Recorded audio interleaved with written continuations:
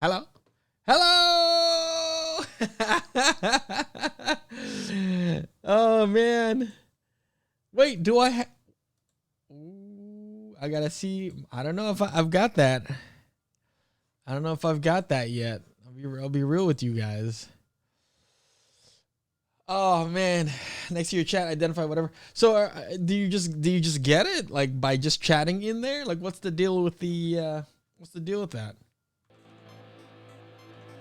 Hi, honey. Man, I'm in the house. How often do you have to chat in there?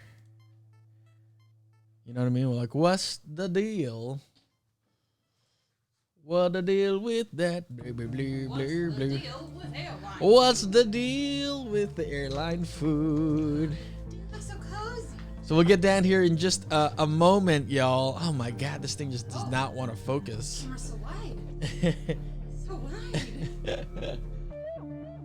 Just spam? Oh.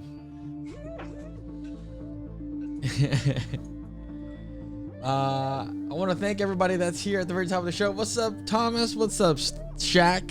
Hey, friends. The chat over at Twitch.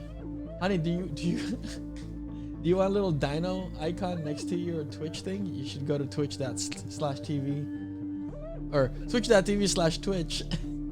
They're having what's called GlitchCon right now, and they're just giving partnerships to everyone, apparently. Partnerships? No, well, I mean, you know, whatever. The loudest wheel gets the squeakiest wheel gets the grease kind of thing. Yeah, I mean, that's kind of what it feels like sometimes, especially with like social media and stuff. All right. I know Dan can see me, but you guys can't yet see Dan. So on the other side, chat, I'm doing like what I would normally do when I'm producing stuff, which is like put people in their boxes. Dan looks cozy though. I'm excited to have him on the show here. And we'll get ourselves situated. We're gonna get ourselves situated. I know some of you guys have seen Dan through his many appearances over at Hill Barn Trivia.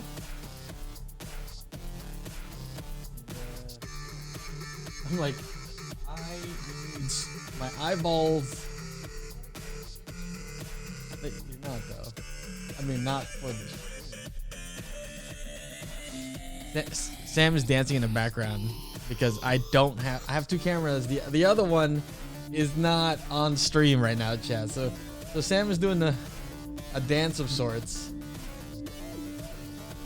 I might have to just switch the camera over. Just kidding. All right, it's 10:56. Thank you all for being here. I told Dan 11 to about 1.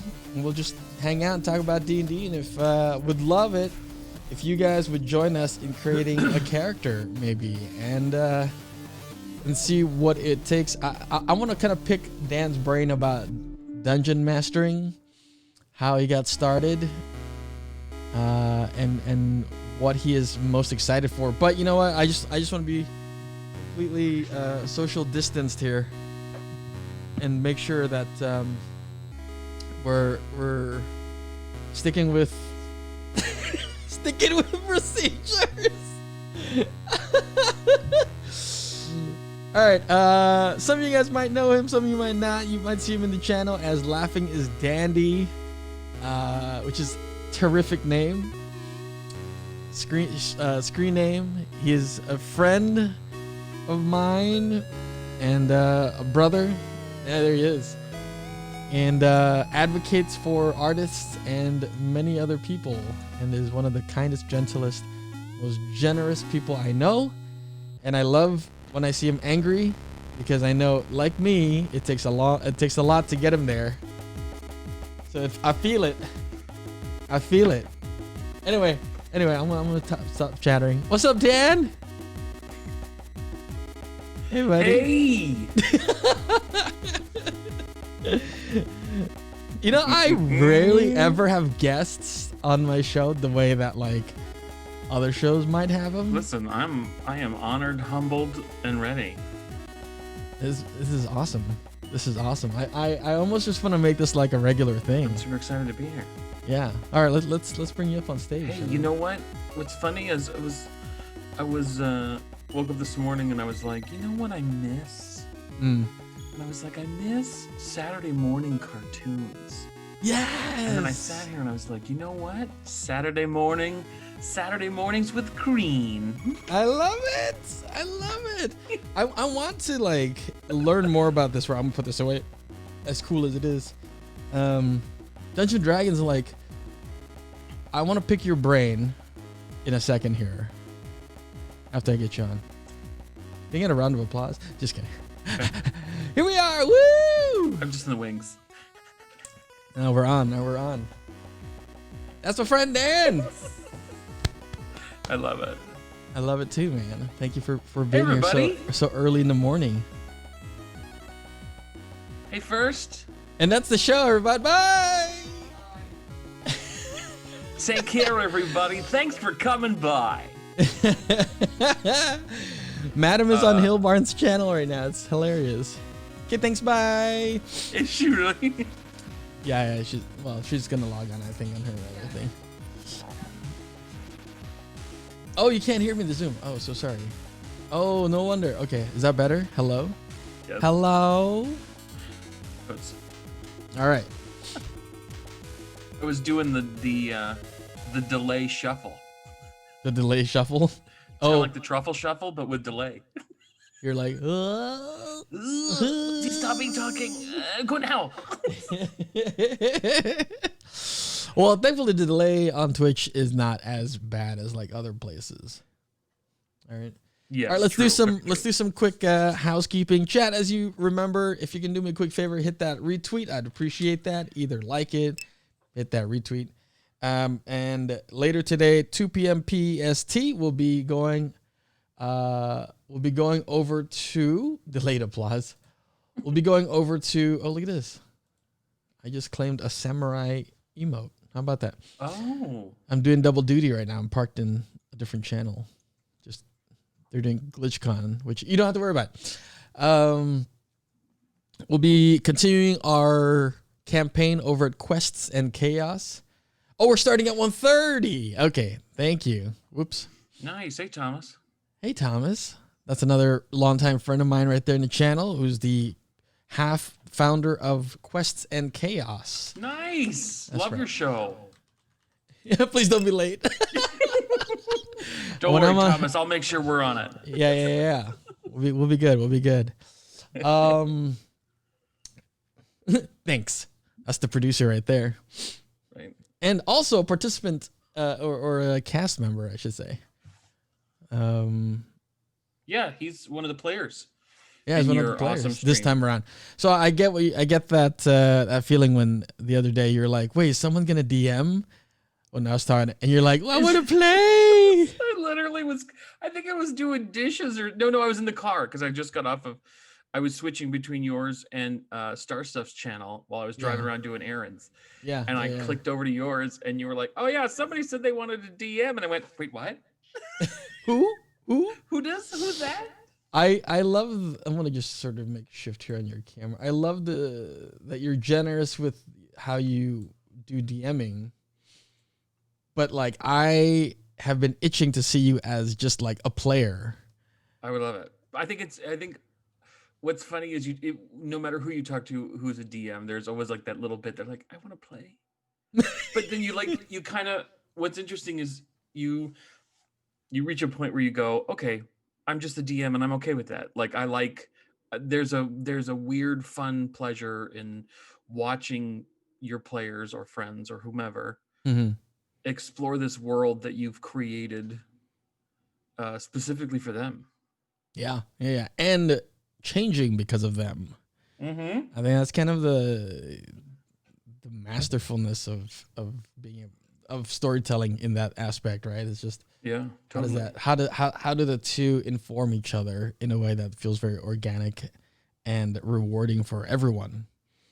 Tell me about like your earliest experience, your earliest memory of Dungeons and Dragons, and were you immediately hooked, or did it take some like more prodding? So what's funny is, you hindsight's always 2020 and things like that. But what's interesting is I was with all my grammar school friends. I had a Yeah. small group of friends that still talk to today, and amazing human beings. But we used to like design dungeons on little pieces of paper and then like pass those as notes in class. What? Wait, you mean like visual, like little Like visual, like on a piece of mazes? paper, we'd sit there and draw out these maps or whatever, right? That's very Zelda of you. Oh God, it was the impetus of everything that we did in that at that time. Hey, Soup. Um, Hey, Soup. and I'm totally slipping into like streamer mode. No, it's I'm all like good. looking It's at all good. chat, whatever. I appreciate that. I think this format, what I don't see enough of are both participants like acknowledging chat, and I want Yeah, to right. involve people in this sort of chat discussion. Um, hey, Soup. Yeah, obviously, if there were like 1,000 people in here, we may not stop and like. Of course not. Of course not. But- But we used but- to like. Yeah, go Yeah, ahead. go ahead. Go ahead. Jinx. No, go ahead. Go ahead. No, I was Let gonna me say talk. I appreciate that it's the few and mighty, and you guys are the core, and I'm just excited that people are out here exploring this, because we go back to, you know what, I'm talking too much. Go ahead, Dan, finish your story. No, keep going. No, I was gonna say, like, do it. for years I've been like super interested in getting this Dungeons and Dragons going on the stream, but I think I keep getting hit with the, if it isn't perfect the first time, I don't want to do it. Yeah, And I get that. it's very specific to that, right? Because there are other aspects of my life where I don't really care about that rule. I will just go start it and finesse on the way. But for some reason, I think it goes back to, I don't want to look foolish, or I don't want to look, I don't want people to judge my lack of experience. But I think in the last few years, especially since joining your campaign, and how you've been very flexible without us seeing what the rules are, has given me a little more confidence as far as like opening up and sharing the newness to me to everyone else. And I hope that Yeah. that resonates with people, and that they are also encouraged to kind of explore this storytelling.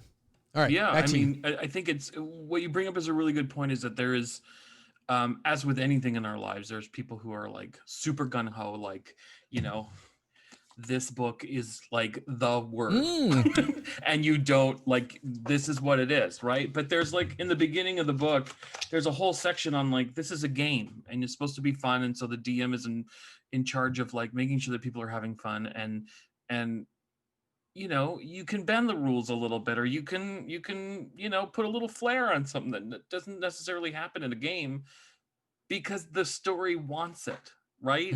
You kind of have to. What I really love is that everyone at the table, virtual or real table, is part of the storytelling, right? And I just think of it as like, we're all sitting around a bonfire telling a story, and it's when it's somebody else's turn, you're not going to correct them.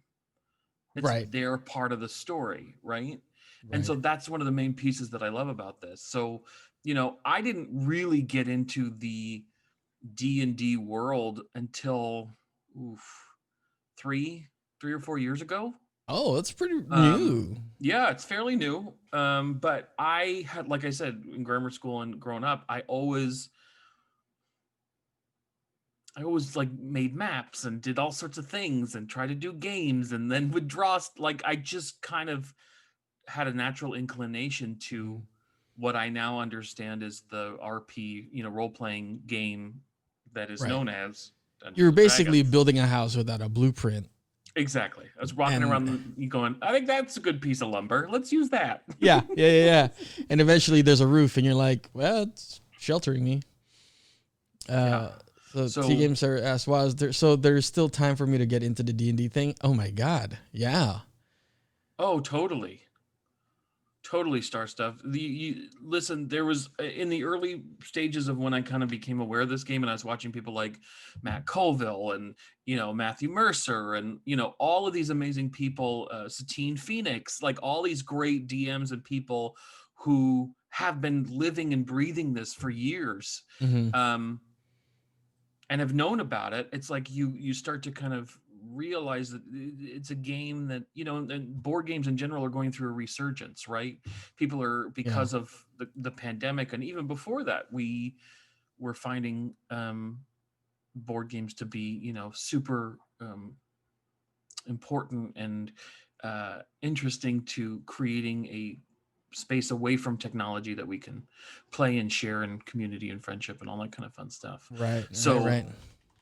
for me, doing, and I went through like 3 or 4 different groups of people. Like, the biggest thing is like you try and find people who are open enough to, like you said, Tazi, jumping in the pool without any knowledge. Like, it's easy for anybody. There's no wrong way to do it. It is just finding a group of people that you feel comfortable with and will help guide you and will help kind of share in the experience of the storytelling that's happening. Really. Yep. I think that's it, right? It's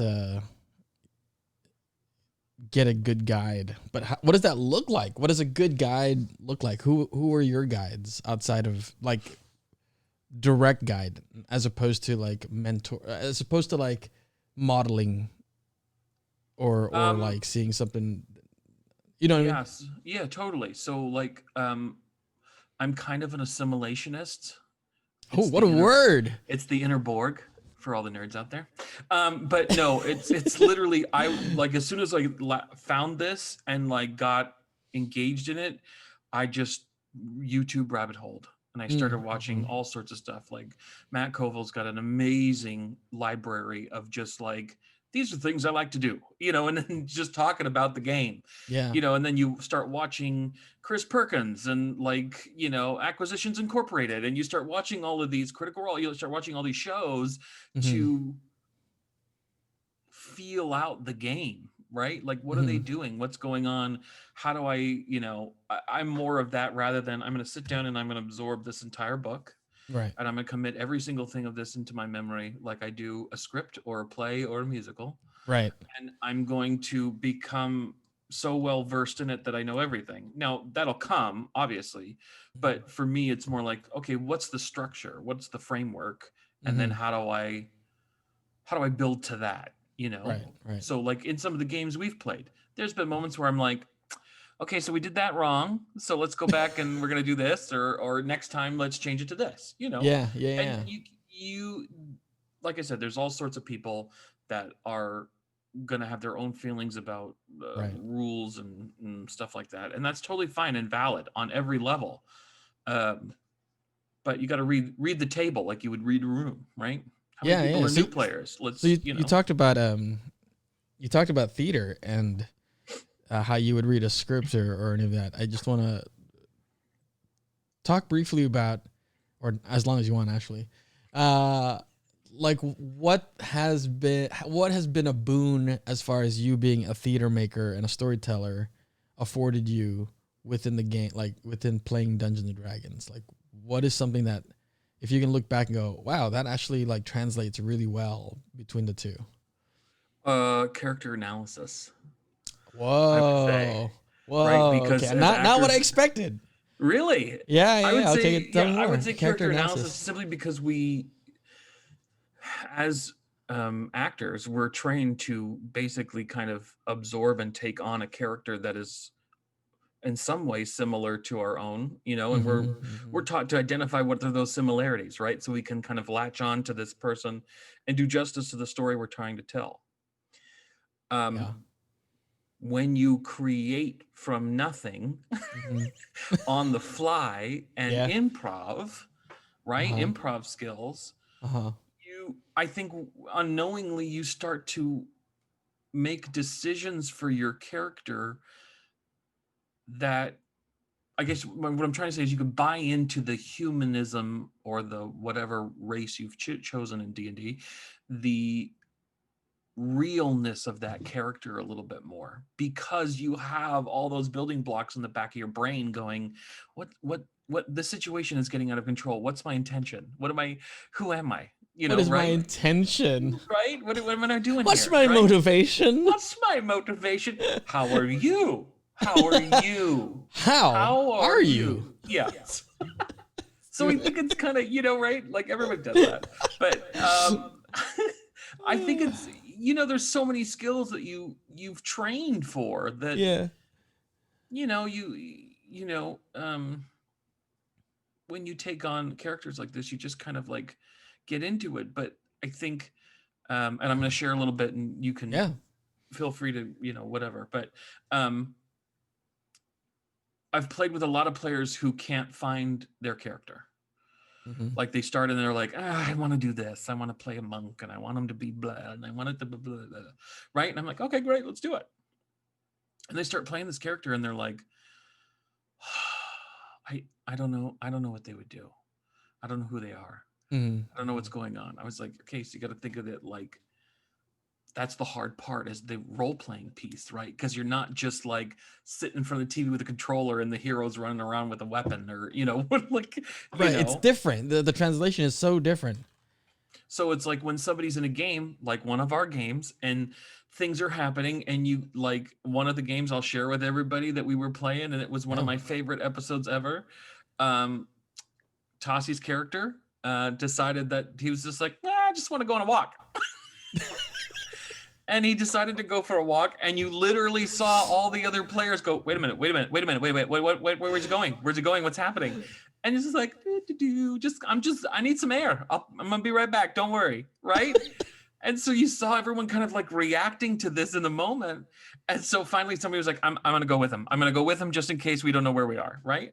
Yeah. And it went on this beautiful, beautiful storyline of about like 35 minutes of just pure joy, right? And then, but it was just because you in the moment, I'm sure you can talk to it because you were the one playing it. I was just observing it, and just pure joy and rapture on your face. You're like, I'm just gonna do this.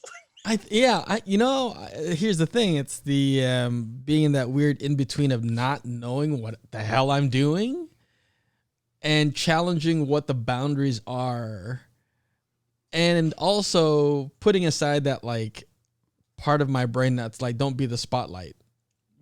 Because it's improv, right? So you want to, one of the rules, not rules, but like one of the things that make good improvers typically is you elevate your partner. You're always like putting a spotlight on them. But in this case, I was like, I'm going to go for a walk because I want to see like, firstly, I just felt like that character at the moment had been so quiet and sort of just been passive. But I'd like to think retroactively that he had a lot going on in his brain. He just needed some air, like we do. You step out the house, go for a walk. I've done that many times. So maybe there's a little bit of that planted in the back of my brain. Where what would I do in these troubled moments? Go for a walk. What caught me by surprise in this particular instance was you were like, you were gone for like 30 minutes or whatever the in-game time was. I was like, whoa, I went for that long of a walk? In my mind, I thought I just went half a block down or like whatever, a few trees down. But when you revealed later that I was like, a solid hour away from everyone, I was like, that's so long. That's so far. That's so far. Yes. Hi. Yeah, Madam is over here and she's like raising her hand, like she's in the back of the class. Can I add? Come on in. What's up? Hi. So, I'd like to point out that I adventured with you before this campaign. Yes. My character had. Yes. So she's the one who's known you the longest. Yes. And while everyone else was like, should we just let him? Granola was like, yep, and then turned and did whatever the fuck she was doing. Yep, that sounds about right. But here's the thing. Going back to what you were saying about not finding your character, when I made my monk, the first ever one I made on D&D Beyond, I think I had this preconceived notion of what he ideally would be. And me as the player had a really challenging time finding justification to make it there. It just didn't feel super organic. So when we got to that point where we were in the cheese shop, spoiler alert for this character, I just left him there. I was like, I think he's just there for now. Maybe when I'm a little bit more experienced, I can find like a great way to like pull him back out and make him active again. But yeah, is he an orphan? No orphans in my life. Chat, take a moment to, if you have any questions, I would love to actually see on a scale from 1 to 5, 5 being experienced, you've got 3+ years of D&D. You've got several campaigns under your belt, and you're currently in like 1 or 2 to one where you're just now hearing about Dungeons and Dragons Beyond, D&D and Beyond or something, or Roll20. These are new words in your sphere. You did one this evening, Shaq. Nice. So, 1 to 5. Why are you almost dead? That's terrible. Not even started an already and half dead character party. Huh? Oh no. Oh! I think they're looking at my overlay because I have our campaign in the overlay. Oh, nice. My overlay app. Yeah, if you're hovering, if you're on the computer and you're hovering, the characters on the left. Sorry, it's on Dan's side. If you're looking at it, if you hover your cursor over that, you'll see the current private campaign that I'm in that Dan is DMing. So you'll see my character is Pluncy, Madams is Grenola, and then the other characters are, you don't know them yet. So yeah. Soup the Lizard. Is this someone you know in real life, Dan? No. Oh, okay. Well, hi, Soup. Welcome. Hey, Soup. Yeah. Trying to write my first campaign. Do you have any advice? Probably a 2 or 3. Yeah. So I will share with you my creative process, right? Because I firmly believe that if everyone shares how they do stuff, you learn new things, right? So yeah, you take kind of the best of what works for you, for sure. Yeah, because it's a completely individual and unique experience, right? Like you can have 5 artists paint the same painting and they all look different, right? Right. Yep. So my creative process is I start with what I feel is the heart of the campaign, which is for me music, and I find the soundtrack, the overarching soundtrack of what feels right for me. Usually for me, music and creativity go hand in hand, whether I'm doing art or writing campaigns or doing anything like that. And so I'll find the soundtrack. I'll think about, okay, well, what kind of place is this? And so from there, I'll find some music that kind of inspires me and does that. And then I just start to build a world. In a world. But yeah, you kind of I just start building a world, and I start fairly micro and then get macro with it. So I will share with you guys our current campaign is a cluster of islands that's kind of off, one large island and a few cluster islands off of a main continent. And it started off with the impetus of groups of people coming to this area, right? And then started that way, and then it kind of started into who are these people, and then you create relationships and what happens there and what's going on here, and then you kind of from there you go, okay, well, eventually they're going to migrate and do this and move, and what are these people's skills and what are these people's skills, and so you can think about all of that as you kind of grow through the campaign. I tend to do things more on the larger scale and then dive into sections or zones based off people's backstories and things like that.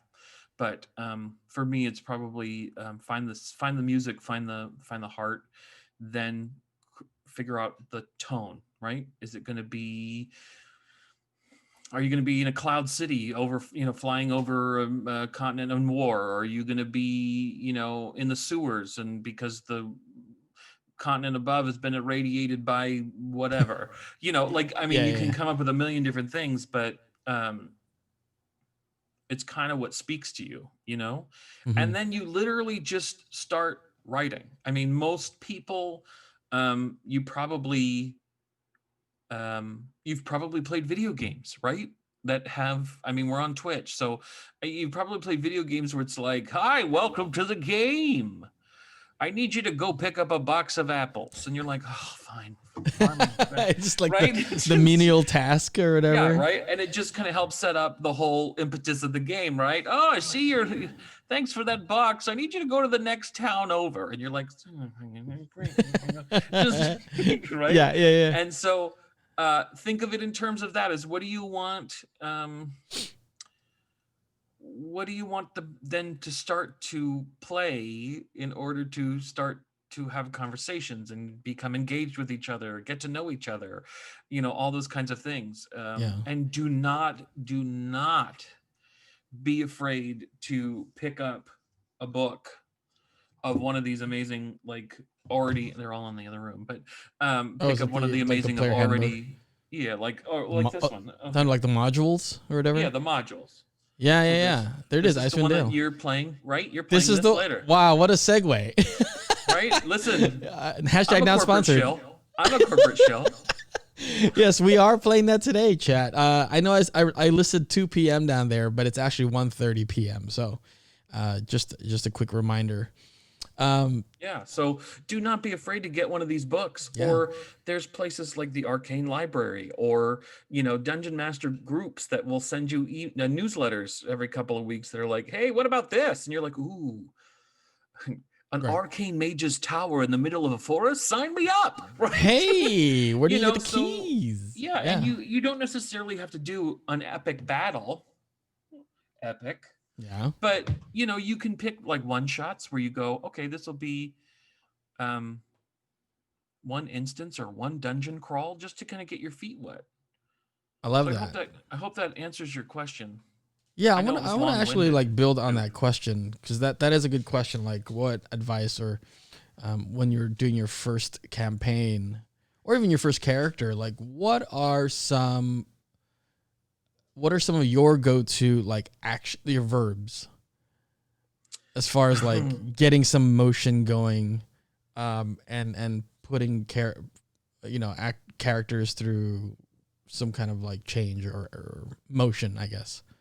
I'm If any, you may well, not yeah. have. I don't know. So for me, it's like if I'm DMing, I'm 100% a breadcrumb person. A breadcrumb. Right? Can talk more about that. So we'll be in the middle of something, and Hansel and Dan. Hansel and me, and we are running through the forest. No, Real crumbs.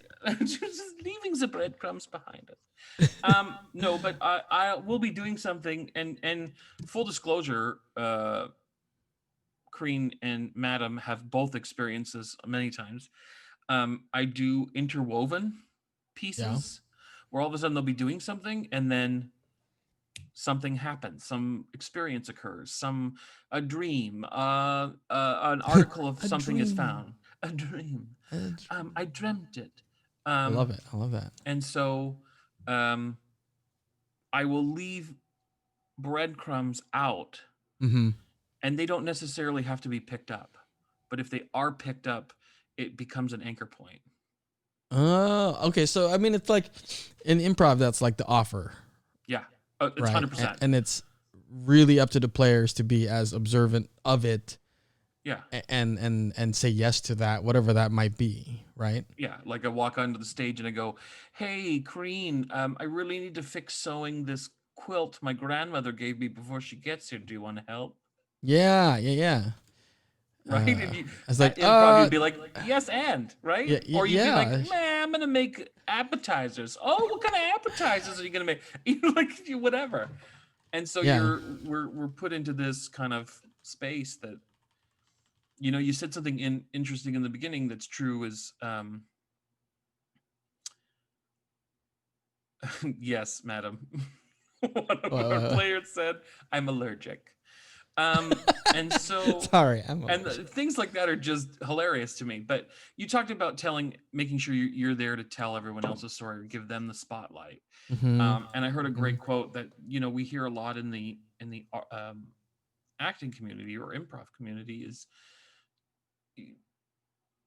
we hear that, and in this case it's like, put the spotlight on somebody else's story, right? Mm-hmm.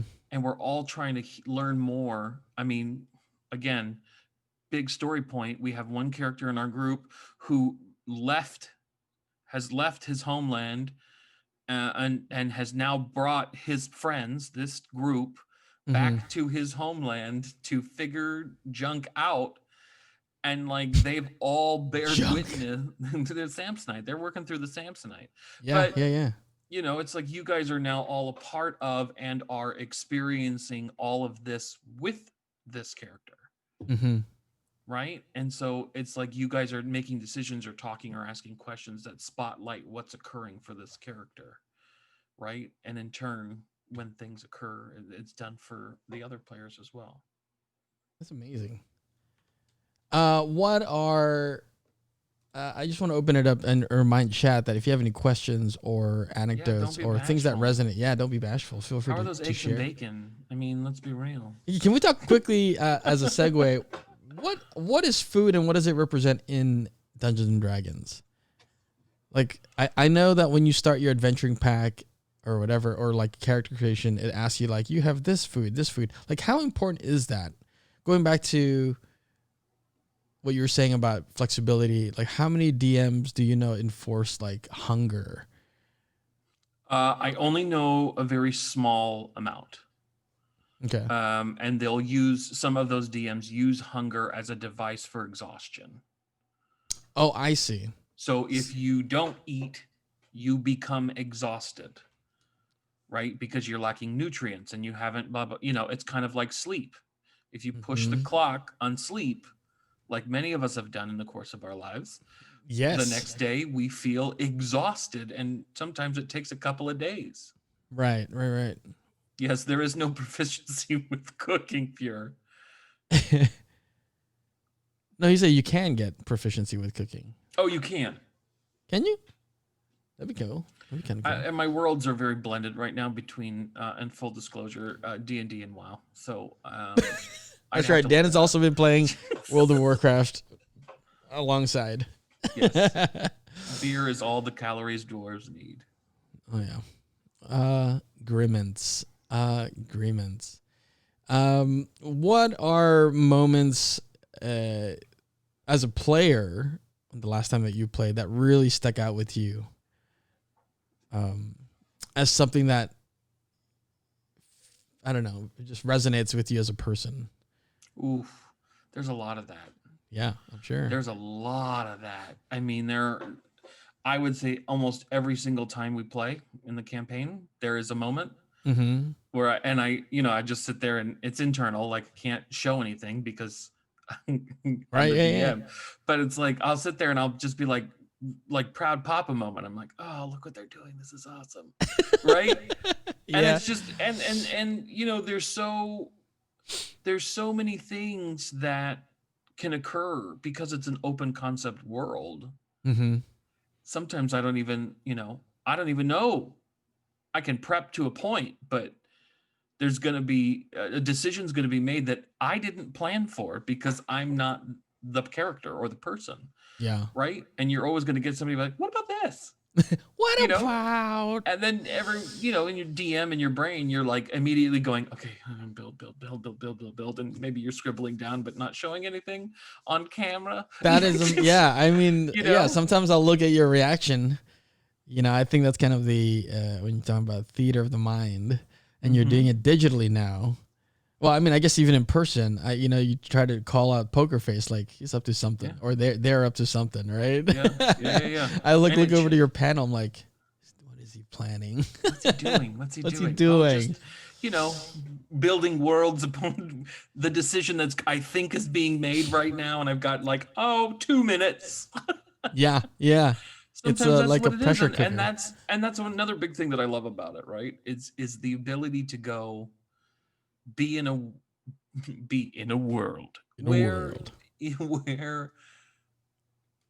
you can skip through the forest and find wonderful berries and create something fun, right? And it's completely unplanned, right? That's another great moment. I mean, literally, there's hundreds and hundreds of moments. One of my favorite moments as a player was, hey, Marcy. What's up, Mars? Marcy. I was playing with a friend of mine in England, and while I was out there visiting, we all played, and they said, back when you can fly and fly and go not places, worry right? about it. This is years ago. By the way, I got stopped by TSA for having my books and 2 containers of dice. They thought it was drugs, and I went, it can be considered a drug, but it's not. It's gonna balance out. One day we'll be Right. able to fly again, and you'll have it, and they'll be like, "Ooh, all right." Now, it'll be Nice, nat 20 on this flight. What kind of tune you got? Yeah, exactly. Kind of tune. It'll be that. It will. But I went out there and I was playing, and they were like, okay, well, you have to start at level, I think it was like 5 or 6 or something. And they're like, here's the situation, here's the circumstances. And so I said, okay, great. I'll use this character that I've been playing forever. And by forever at that point, I think it was like a year and a half. Yeah. But they were going through this section of this piece where there was kind of like a labyrinth or a shadow maze or something along those lines. And I said, okay, because I'm a firm believer of working into the story, not just like some of the group games that you go to, they're like, and so appeared. And you're like, I'm here. Hello. Right? Yeah. I'm here to play with you guys. Right. And so they were going through this thing, and I said, okay, so my character in this instance was a cleric. And I said, beyond time and space, I'd like him to be stuck here. He's been stuck here for like 20 or 30 years. And through the isolation and loneliness, he's gone a little bit kooky. And that's when this patron approached him and said, I can help you get out of here, but you're going to have to, pledge. And so at that point, I had taken on a couple of levels of warlock. Oh, right. And so yeah. I had this cleric warlock build that kind of had story driven behind it, rather than me going like, I think it'd be fun to, play a warlock cleric, or whatever it was. And so that was justified a lot of it. fun too. Yeah. I like that. What's hello, DM Susan. Hi. DM Susan. Hey. Hello there. My favorite thing is when players are discussing the next plan. Mm-hmm. That gives me the chance to go through and change whatever I had to prepare for the shenanigans that they are getting into. Totally. DM I mean, it is completely shenanigans, right? Yes, it is. And sometimes to DM Susan's point, it's like you only have a few minutes. I mean, you can watch them start discussing, right? What do you guys want to do? Should we go this way or this way? And you're like in your head, okay, I got this ready, I got that ready, I got this ready, this is in the wings. Like it's just kind of like, It's all that. The game I ran last night, I came downstairs at the tavern they were staying at, and their tier 1 party member was missing, but conveniently a new person was sitting down there and was ready to go on an adventure. Perfect. Wow. I love how that worked out. Right? I think was it? Yeah. Who was it? Game Grumps. Because they're one of their. Aaron couldn't play a lot. Oh, there you go. Aaron from Game Grumps. If you watch any YouTube, might know them, or Let's Plays on YouTube. Is a busy person, but also enjoyed playing, and so when he couldn't be there, they just treated that character as if they were drunk. And would like haul this character around and, just do like some roles that are at a disadvantage, I guess. But I just thought that was like clever, because sometimes I wonder about that too. Like it is, if it's not a one shot and you're doing a campaign, it really is a social commitment. And I think that, I'd like to just kind of segue into some of the barriers or obstacles that outside of like personal confidence to play D&D, and I feel like that's one of them, right? It's timing, and I'm sure a lot of people would like to be able to be consistent and commit to it, but that's not in the cards for everybody. That's not in the die. That's not in the roll for everyone. So like, how do you? This is a question for anyone here in the channel, and Dan too, of course. How do you navigate that? Because I know there are sessions that we've had where I've had a deadline for my personal work that there was no other time of the day that I could fit it in. So I was just like, I had to step away, and you've masterfully navigated that with the rest of the group. Like, what does that look like for both a player chat and for you as a DM? Like, do you offer shorter? Scheduling is the hardest part of D&D by far. It is the one linchpin to playing D&D with people. You have to be flexible. You have to. Mm-hmm, Sometimes it works and sometimes it doesn't. But I mean, I say this even in the theater community. Life comes first. Like it's your life, right? We're doing this because it's fun. Yeah. So oftentimes I'll I mean there was a situation where we had a few people that couldn't make it, and so we just did a one shot. We off shot and did a one shot that night. But we've had other instances where one or two people couldn't make it. Like I think early on in the very beginning, you were working on a deadline and you're like, I can't make it, but I'm going to listen. Right. Right. Yeah. And Yeah. so I wove it into the story that you saw these NPCs take off and you're like, well, they're not going to let them go alone. And you just took off with them. And then everybody else woke up and like, where did he go? Right. Yeah. Yeah. Yeah. And just left a note that said took off with the boys at this point, and then I'll catch I'll see you back wherever. And so they started. It informed the rest of the group to go like, okay, well let's go find him, kind of a thing. Yeah, and I will say, coming back the following week to having just kind of listened to what was happening to me, and coming back the following week, it felt so seamless, as if the story had always been that way. And I thought that was so cool because I was like, it wasn't intended that way, but yet it felt as both the gamer and the character that was going to be the case, Mm-hmm. So I thought that was really cool. It was fun. Yeah, we got Pure and Susan saying some things here. Just want to quickly acknowledge them. Yeah.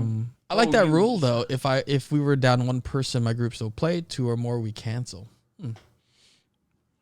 And then DM Susan, I run Adventures League, so that it allows players to jump in and out even with a book. Yeah, Adventure League is perfect for that. It's like you kind of pop in, pop out when you can, and the DM just I mean, I don't know if you've got a storyline that you follow or you create your own DM Susan, but yeah, it's an easy way for people to kind of pop in and dip their toe in the water if that's what they're interested in doing. Yeah.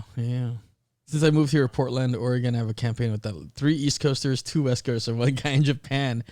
Scheduling was a nightmare. So here's the thing, though. I will say, I think with the technology that we have, nightmare, yes, but a dream to be able to like connect with people that you usually would not have the opportunity to do. That's what I'm here for. I love that. Yeah. 100%. Me too. Adventures League is all pre-made stuff. Oh, okay. Yeah, so here's the thing I've also noticed is that we'll get into Dungeons and D&D Beyond, but I've noticed that when you start off, it says what rule set do you want to adhere to, and there are a bunch of choices there, including like homebrew, right? There's the 5e or whatever. For someone who does not know any of that, I mean, I'm guessing quick Google search, you will have your answer, but like. That feels intimidating to like, because it just kind of feels like a one and done. Like you're gonna have a hard time breaking out of that. Yeah. Did you feel that way at any point as you were sort of learning how to offer? You can. I mean, I can, but I usually try and keep everything so relaxed that it's like, it's not a deal breaker, right? It's like just kind of, we got to learn about this, or. One of the things I'm sure you've noticed is they'll say, okay, what does that spell do? Right. And then you talk about your spell so that you're getting used to it, but also all the people at the table are getting used to it. Oh, yeah. Right. It's kind of like that old adage when you go to a party with a friend or a partner or whatever, and you go and you're going around and the partner's going, oh, Dave, you remember Cheryl from ba-da-da-da-da, and you're like, Cheryl, right. Yeah. Right. Yeah, you remember they were in charge of yeah, right. Oh, so then it's like, okay. So that kind of method too helps with rules if you're trying to learn new stuff. Repetition, right? You're not going to know the spell unless you use it all the time and prepare it all the time, and and if you're one of the classes that requires you to pick your spells for the day, it's kind of like you got to sit there and go, okay, what do I think I'm going to need today? I've noticed that too. I'm like, you kind of have to prepare for what you think might come, but yet it can completely be different, and you're out of luck. You're just, well, I'm just gonna take some hits here or whatever, Yeah, exactly. And I think table conversation meaning you go over all the variable things like how do you guys want to handle critical hits? How do you guys want to handle this? How does the table feel about this? And so it's kind of a unique experience where everyone kind of puts their input in and we all decide as a group, okay, this is what that means. Right. Yeah.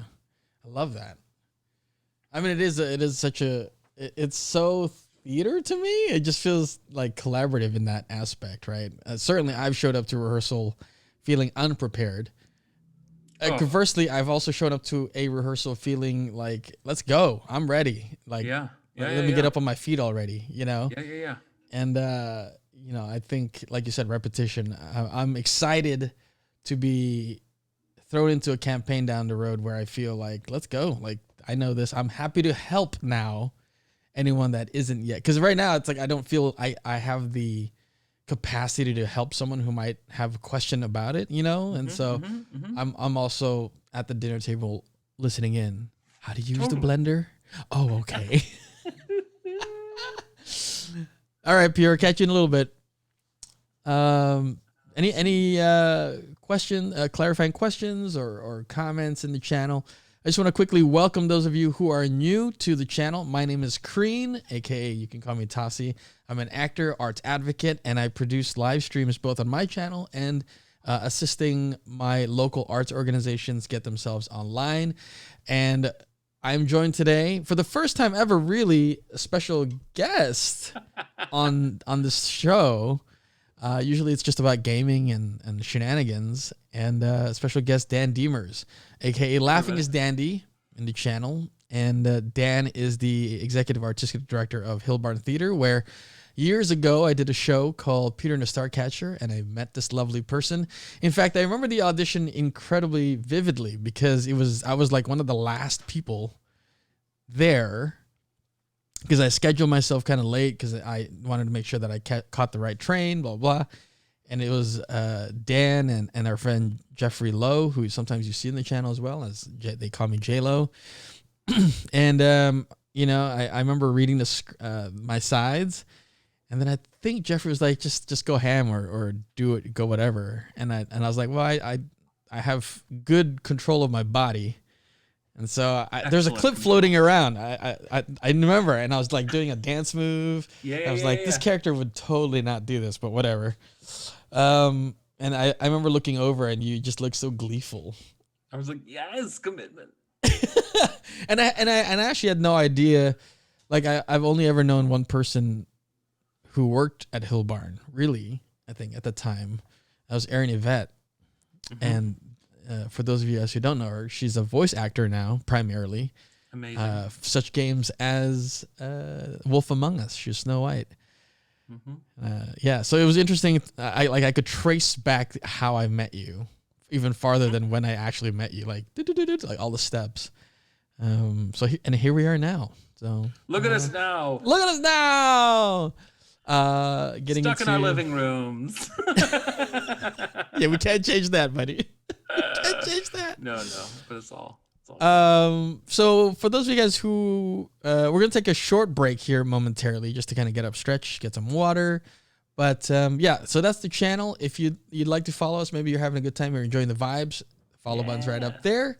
It's free, and please come join us on Discord. We do have a D&D portion or channel within the server. So if you want to, something pops up in your mind later, like, oh, I should have said this, you're welcome to put it out there. If you have questions, what, the button is free? Well, I mean, if you need to buy figures. Oh, Madam with the gift sub. What? Hey, wow. Hey, thank you. Welcome to the Susan. tribe. Thank you, Suzanne. I forgot that I don't have my alerts on this new panel that I made today. I forgot. Let me get it out there. Browser. Stay a while and listen. Hello. It'll pop up somewhere. I can't test it right here. Maybe when after the little stretch break. Yeah. We can you can throw up some of the. I know Madam was asking about it. You can throw up the world map if you want. Yeah, that's right. Dan is wait, which one specifically? 'Cause I know we had a couple. You could the first one, the whole continent one. I don't know if I have. Well, I think maybe If it's you in don't, our I'm sure we D&D can get group. it. Let's. But that could be fun to like talk about and how to do that and yeah. software to build that. Spider? Did we put on our D&D channel? Let's see. I think we did in the beginning. It was one of the pinned. So for those of you guys Anyway. who are crafting your world, how your world, I do want to ask, what does actually I want to get into this, the cartography aspect of it, right? Because you talked about, which is like one of my favorite.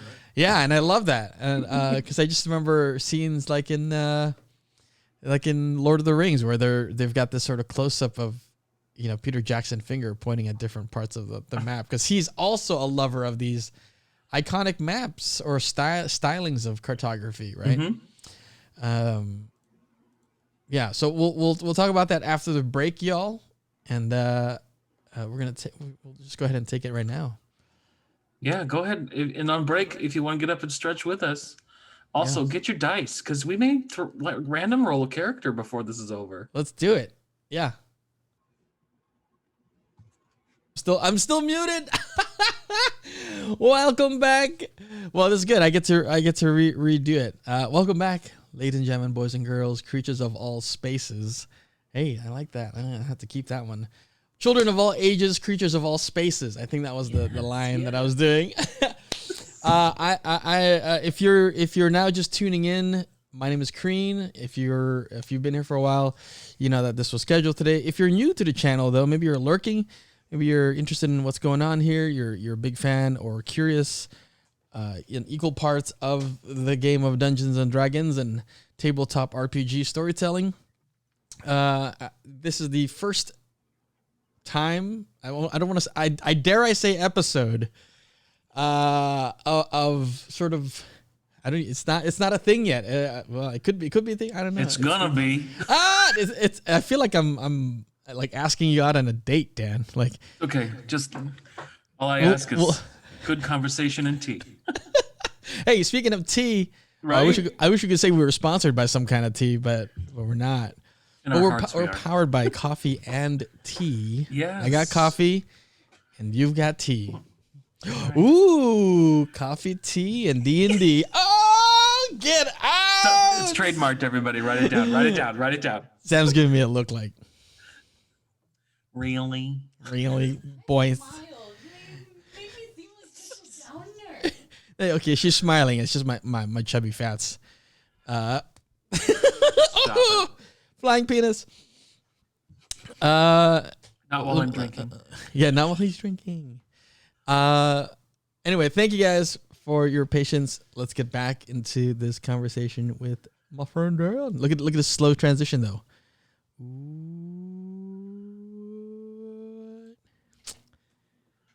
It's a fade. It's just a fade. Like butter. I wish they had. I'm sure it exists. This like the way that they fade in like Star Wars. Them special effects. Listen, I'm no pixel gourmet, but tea games, just so you know. Mm. Oolong. We're having a nice oolong today. We're now having an oolong conversation. I'm 100% here for that joke. Oolong conversations with tea games and star stuff. See, come on, go ahead, take it, That's keep right. it. In the, I love celebrating birthdays on chat. Like I love being able to call out birthdays, but mostly celebrating other people's accomplishments as well. Can we just give a nice round of applause to our community friend here, Tea Games and Star Stuff? Yes. Making it to Twitch affiliate status. I don't know if you're going to accept it or not, but if you do, awesome. Listen, if you don't, equally awesome too. Here People for have the choice. content always. Yes. Make it Star Stuff proud. Right? Oolong. Oolong and prosper, y'all. I even have a little tea at the bottom. There's a little tea leaf. How exciting. Really? Yeah, Can a you little re- is- surprise can you- for later. Can you read fortune that way? It just says one, so I'm pretty sure I'm doomed to a life of... No. The one is still floating out there for you. Right? The one. Thank The you for one. keeping that positive. Cheers to you, my friend. Hey, cheers. Not sponsored by Twitch. Yeah. Nice. Cold brew? You got a little cold brew A going? little cold brew. And by cold brew, Nice. not brewed the same way. It's just coffee that's been sitting out in the cold. Listen, cold brew. Cold brew. Where's Randy? Where's Randy? Right. We're here for the cold brew. Just You know put what it we should outside. do It'll get sometime, cold. Dan? We should do a D&D quiz kit. Oh, I don't know how well that'll go over, but we could do it on your stream. No, that's what I mean. Like here. Yeah. Totally. I'm down for that. 100%. I'm here. When we do our, this is episode 1, right? So episode 2, maybe? Immediately into the quiz. We'll grill you guys. Grill you on everything. Grill you. Real quick chat. If you take a moment as part of our procedure, go ahead and if you haven't yet, hit that retweet on that. It's just reminding folks that we're still on and we're still having this amazing conversation. Which reminds me, I should Yeah. probably do this here. It's the social media upkeep. Mirror. And once again, I know it's listed there as 2 p.m., but it's actually supposed to be 1:30. So don't be late. I got you. As Thomas has said, don't be late.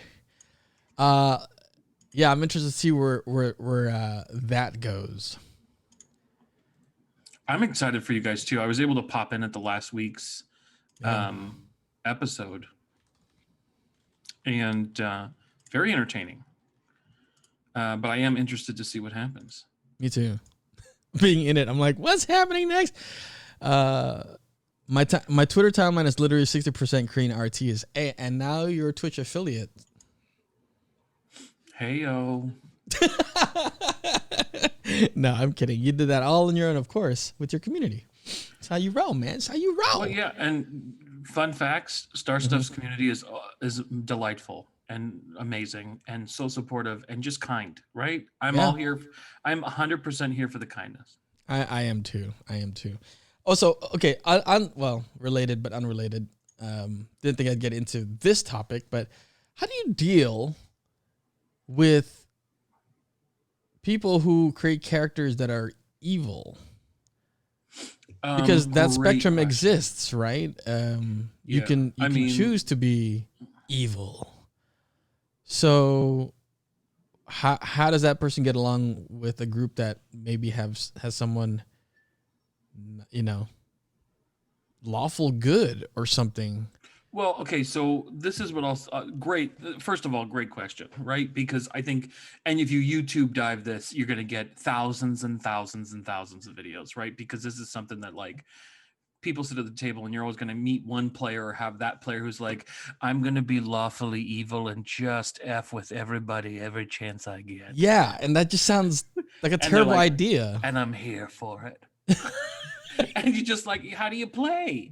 You can't tell a cohesive story like that, right? It's kind of it's again, going back to our earlier conversation, sharing the spotlight, right? You can't do that if the impetus is to simply derail everybody, right? Because then it turns into this warped single story piece.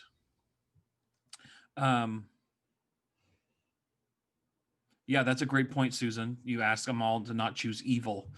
I like to tell people to kind of keep it in the spirit of what you want out of it, not what you want to do to people. That's great. So one of the in the current campaign that we're doing, we have somebody who's lawfully good, right? Mm-hmm. And I don't even know if you know this, but one of the characters in our campaign is lawfully good. Lawfully? I didn't even know about lawfully. And it's slowly morphing into something not as rigid. Like this person is starting to ask questions, right? Oh, like challenging their ideals. Well, I mean, this is kind of a gray area, isn't it? And then what does that do to their psyche, right? Like, here I've been doing this, and this, and now all of a sudden I'm being asked to do these things because these new people that I actually care about now are in danger or whatever. Yes, exactly. Heroes of their story. And so what's interesting to me is, and because I love, but then the question there is like, villains consider themselves the hero of their story. True. So But are you trying to be the hero of your story as a villain, or are you trying to just mess with everybody because you get your jollies from stirring the pot?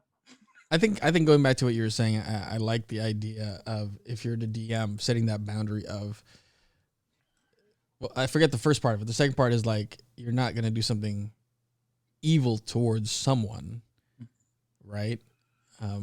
It's more about like, how does it mix with the story? Yeah. Overall. That's a really great point, Susan, too, and Toss. And I've actually thought about running a campaign of villains. Oh, that could be fun. You are all villains, and you all like the NPCs and the world in which you live in is designed to fight you because you're villains. I just thought it was a cool concept. Yeah, as opposed to when like you're on the other Squad. side, the NPCs are looking to your help or something, right? Mm-hmm. Yeah. And what is the interaction between this group of villains? Like, Right. do they constantly try and subjugate each other? Do they constantly try and sabotage each other's plans? Like, Yeah, are you Dr. Evil villain or?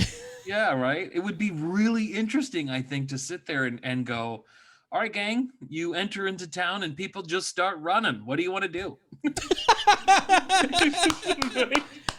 Okay. So in the spirit of what do you want to do? I just want to open that up to chat. One sentence right now, if you were creating a villainous character or character is a villain, what would they do? Just one sentence.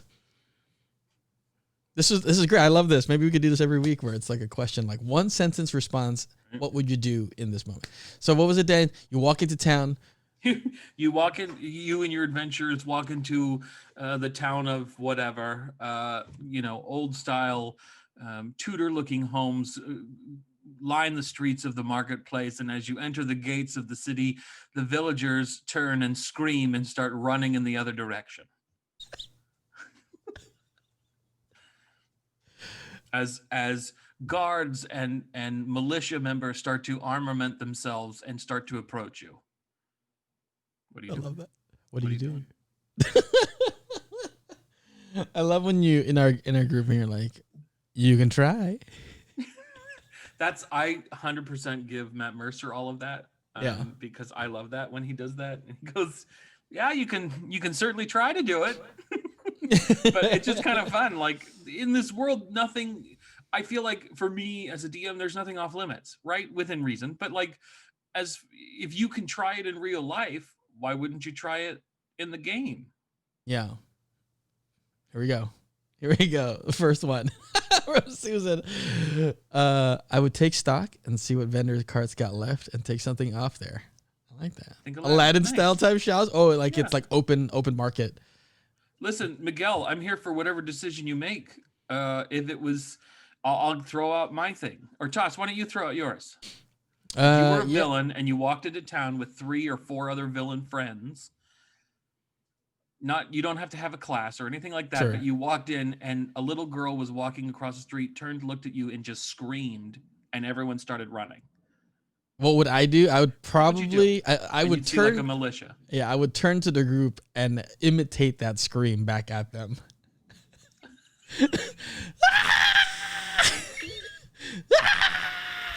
and then kind of just like go and look for the nearest place to clean my boots. There you go. Yeah, that's what I would do. Madam says full on play Little Shop of Horror dentist, but as a gnome or something. Oh, no. I love that.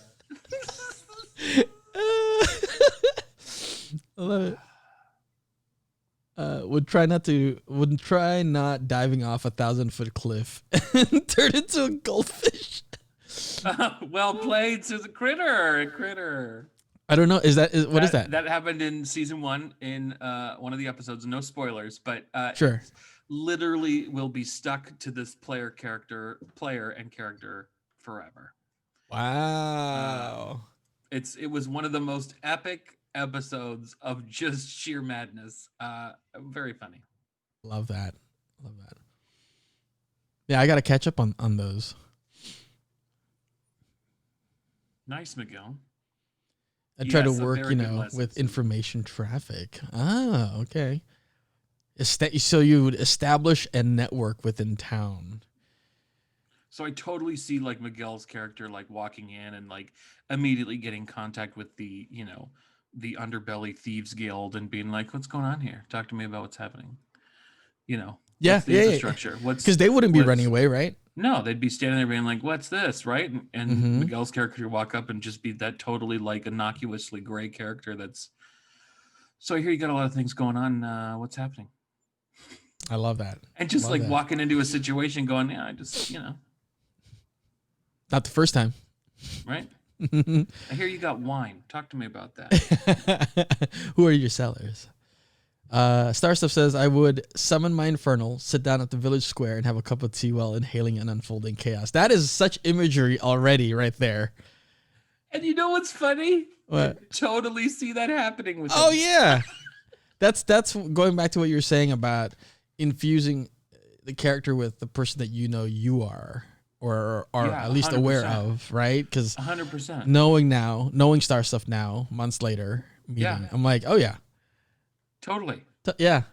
Right? And that's like, a status play all on its own, because you Right? just don't know. Like, did they steal this yeah, tea? Where did this like tea come from? he's probably got like a teapot that's on a loop on his belt, right? And he's got a cup on the other or something, and it's just kind of there, and that's his thing. And like A summons the teacup, infernal and the kettle, boiler on your belt. So Why not? awesome. Yeah, why Right? not? That's and chances are he's a warlock, so he just like ignites something and starts a little fire, and he's brewing tea while, this thing is running amok through the town, burning and destroying everything. And he's God, like, that's "Ooh, so good. it's almost That's ready. so good. It's almost ready. It's almost ready." Oh,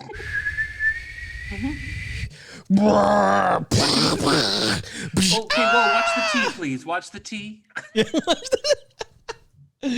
I love it. He's after the best use of produce flame. Yes. I mean, the juxtaposition, if you were to put that into an animated film, right, is exactly that. Is you would put that kettle sound with like someone's high pitched scream, and that's how you would transition Of course. the imagery. Yeah. Or And vice you've got versa. people like Naruto running through the town. It's Oh, yeah. it's great. It's chaos, yeah. I like these kind of talks. Here in Spain, I can't really find nice D&D content. Oh, Miguel, bad. welcome. yeah. Miguel, Always so welcome. just for context, for those of you guys who don't know, Miguel will share his communities with myself and like the Only Ryan, a couple of the other people, but Miguel will come in the channel, because I don't know when people have arrived or not, right? But we'll kind of assess what's happening with like what I'm doing, what I'm playing, what I'm talking about, and we'll write out this like 1-paragraph introduction of what feels like a combination of both me and him Nice. in a narrative form, and end it with, "What is up, sexy bastards?"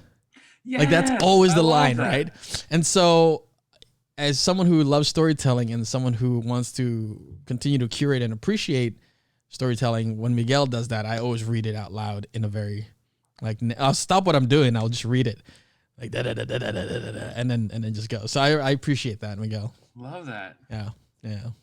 It's nice to meet you, Miguel. Yeah, and it'll be random times too. So the content's always different. I kind of wish, I don't know if you have this curated on your side, Miguel, but I kind of wish there was like this running quote list, or like I wish I could have saved all of those from when you first started, because it'd at least be 3 pages worth now at this point. That's awesome.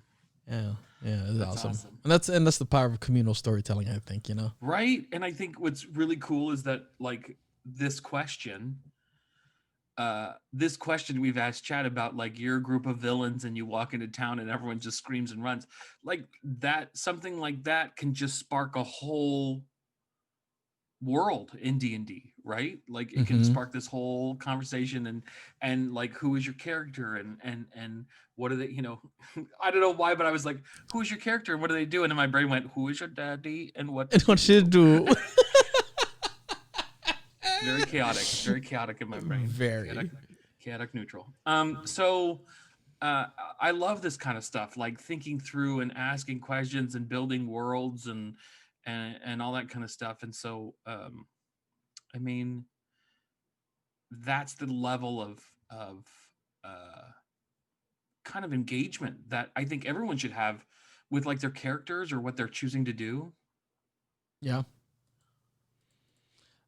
The thing is, for me, being a villain in D&D and a Yes. role isn't about causing chaos, but to know you're controlling the whole world from the shadows. Ooh, I like Yeah. that. Yeah. Which I love. I love how the drive of, let's just say, this character Miguel is not the chaos that you bring, but like, how do you influence people? Right? Mm-hmm. Like, and adversely, like, what kind of character would you build on that? And what skills would you use? And like, how would you, if faced with a moral dilemma between the plans that you made and the plans that are unfolding in a different route that maybe affect you 2 or 3 months down the line, which role would you choose? Like, those are the kinds of things that I think about. Is like, with Miguel's character, you've been building up and influencing people and shaping this, let's call it metropolis or Mm-hmm. town or city. um let's say it's got a what's the word I'm looking for, a structure. Oh my gosh. Obelisk. No, like not a, like a matriarchal, call it a matriarchal structure. There's a queen or I was something way like off. that, or a lord or lady, whatever. It's way off. But like, you have been moving through the shadows, through the Thieves Guild, in the underground, through the tunnels, and you've been like crafting and moving this whole thing on a certain track, which we don't yet understand why, Mm-hmm. right? Because I love that discovery stuff. And all of a sudden, the reason why gets influenced and comes into your life, and now you're faced with the two decisions: one, that keep going the way you're I love going, that. or the other one, Yeah. go back or fix. Um, yeah, I want to ask good stuff. one more question before we dive into some ideas about character creating and just like the very basics of that. So, Chad, if you're here and you'd like to maybe just roll some die with us, have some of your 1d6, right? Dan? Yeah. 1d6. Yeah, have those I ready. was reading So, Miguel's comments. I got distracted. oh, Sorry. no worries, no worries.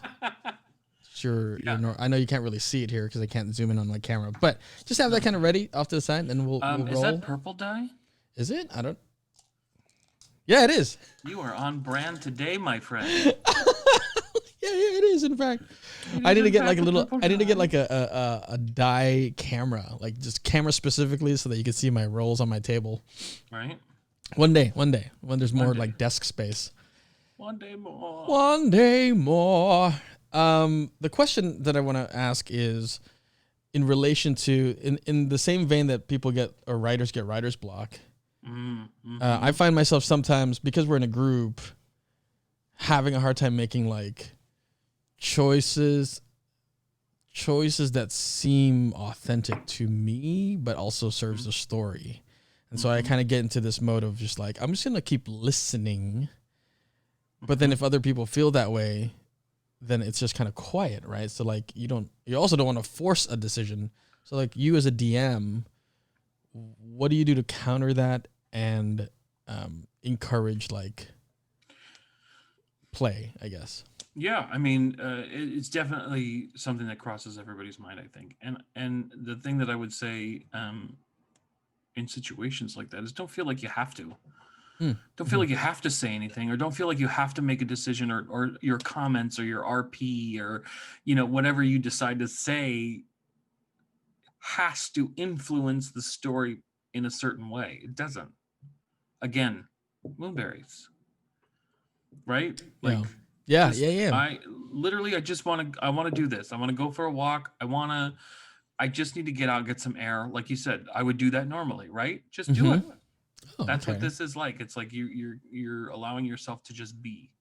You don't have to sit there and make a decision like that needs to be impactful. Yeah, I mean, what's interesting is, in our previous game, one of our characters decided they had reached this aqueduct, and they were moving through the aqueduct, trying to find a way through this subterranean training ground military base. And they entered into this space, and there was a hole, like it was a room with torches and entryways and exits and kind of a center point. Mhm. and there was a hole in the middle of the room, and one of the characters decided, I just want to reach over this. What is over here? What is this? Right? Mhm. And Mhm. that decision snowballed, no pun intended, into many different things. Right? Right. And Yeah. it was Yeah. just because they wanted to. And it's not the best part of this game, which I appreciate so much, and I hope to always create that environment, is that you don't have to push the story. Mhm. You know, how many nights have you sat as your character in front of a bonfire just doing the nightly watch, and Mhm. somebody looks at you and goes, you know, what's up with that? Whatever. Right. Right? Yeah. What's up with that thing? Or what's up with this? Or what's up with that? And I don't, there's no, a plot has not, plot B has not skewed from this conversation. Right. Right. Right. Right. It's just a couple of people sitting in front of a fire talking about something, Yeah. Yeah. Which bacon. I guess Whatever it is. right. I do also appreciate that the other players get to hear this, but not necessarily their characters. So that there's an interesting Right. practice, Mhm. which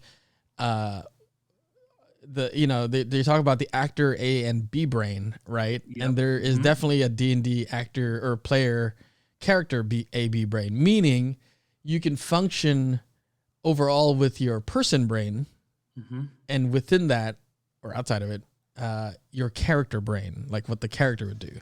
So it's such an interesting tug of war of what serves you as the player to continue having fun, and what also makes sense for the character to do within that moment. And I will say, I think I struggle with that. I'll admit it here. Like when I'm a good physical improver. You give me an action, you give me a situation, I can physically improv a reaction to that, no problem. But you asked me to verbalize through a conversation. I actually have really like challenging moments because it's a challenging skill to. It really is, yeah. And you talk about A brain, B brain, and you're sitting there, and it's like you're hearing something about one of the other characters, and you're starting to formulate in your head, okay, well, that clearly they must be this, and oh, why did they do that? Like, that's so weird. And like the thing that I've trained my brain to do is go, that's none of your business. Let it go. Right? You can listen and just listen like somebody telling you a story, but you don't have to absorb it unless you want to. Right? And then it comes to your turn, and you go, I'm hungry. I'm gonna reach in my pocket and grab some, meat. Just sit here. Yep, and eat that's some meat and plenty. enjoy it. Yeah, right. You know what I mean? Like, it's just, it doesn't have to be, to Miguel's point, it doesn't have to be purposeful. It just has to be. Yeah. And that's Like a that. fun thing to experience as long as you have a supportive group around you to do it. Right. Yeah. I like that. Yes. So in character and out of character, Miguel, great point.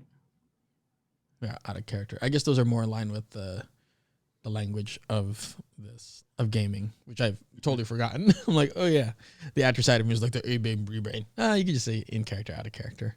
Well, yeah, it's like when we're in rehearsals, right? And we're doing a scene, and all of a sudden you're like, okay, wait a minute. Am I doing this? Is this what you want me to do? Like, right. Does it look right? I mean? Does it feel right? Yeah. It doesn't feel right to me. Like, how are we going to, like, I'm in here going like, what do you mean? What you talking about? But I feel like nothing's happening. Exactly. But to the audience, right? there's a lot of things, right? There's, and you're self-directing, I feel like in some cases. So yeah. Welcome back, Pure. Glad you're back with Pure. Pure is back with the goods. Heyo. So at this time, because we have about like 30 minutes, I just want to get into the basics of character creating, and depending on what maybe next week looks like, I don't want to commit to any promises, but would love to kind of delve in deeper to sort of not that character creating can be intricate, but I think it can be a challenge. Yeah, especially if you feel like you want to do it right or you want to feel it fully fleshed. I mean, again, what is right? Like it's if you just want to make something that you feel as the player you can successfully walk into. Yes. Right? How do you set yourself up for success? Perfect. And I've got 2 or 3 characters, and what's funny is I'll take those 2 or 3 characters and I will transpose them into other NPCs when I'm DMing, right? So it's like, the player as Constance. Yes, Constance is a derivative of 2 other iterations Yeah. of that, and it's like, okay, so in my brain and in my notes, I'm like, this is my character Archimedes or whatever, right? Mhm. And so immediately my brain goes, okay, I gotta slip into this and this, like the actor prepares, right? Yes. What's my That should be a voice? What's book my on the timbre? channel, What's I my guess. this? Right? But yeah, I mean, it's kind of fun. It's to create that connection, Mm-hmm. I like that. All right. Speaking of connection, so Dan, walk us through your go-to, because I think there are different ways to create characters, right? You just like anything else, exterior, interior, and in this case, like rolling die. What are other ones? We have. You can do it like this physically. I know. I watched it recently on Roll20.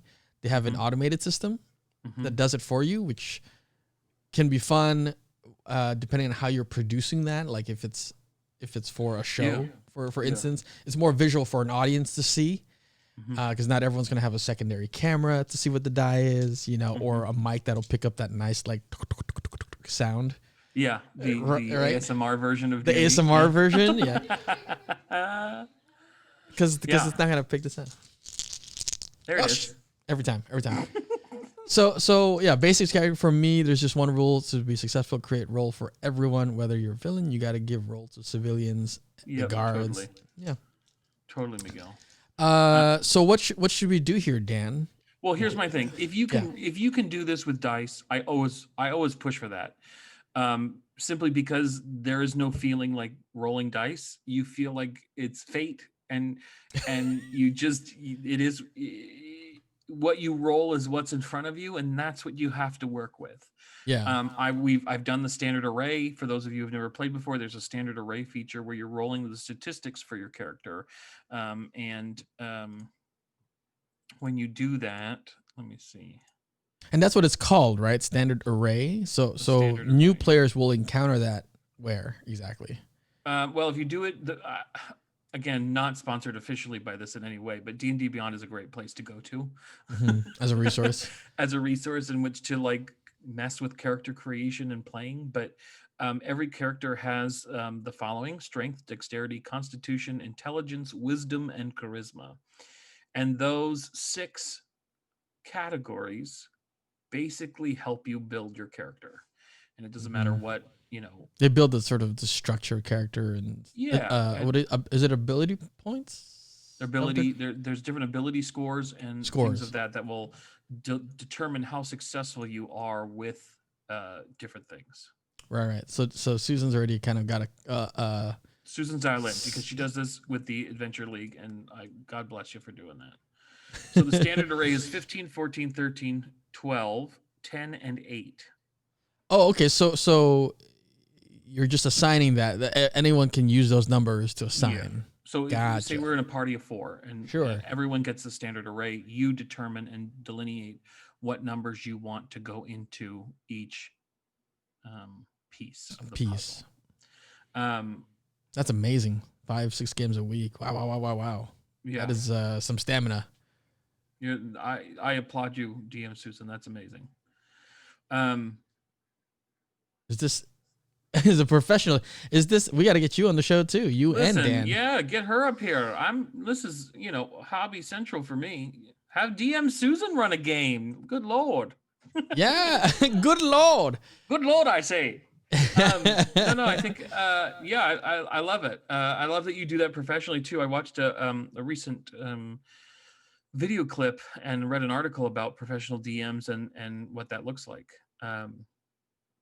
That's awesome. I mean, to me that brings up, this is off tangent, that when I get asked like, "Oh, you're an actor," like on the side, or you know what I mean? I'm like, no. When I act, I pay the rent. or when I'm doing anything related to my craft in any capacity, it pays the rent. Like like that's where I am, Yeah. But I try not to like, oh yeah, that's community theater. Well, you know what? It's art. It's for everyone. You know what I mean?